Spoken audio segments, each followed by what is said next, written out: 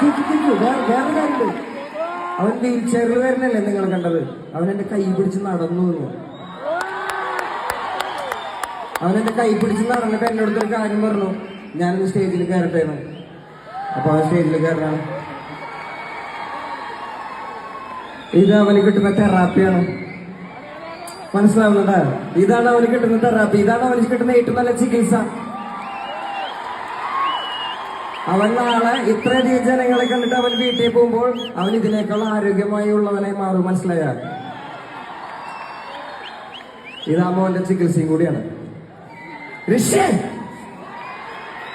സുന്ദരി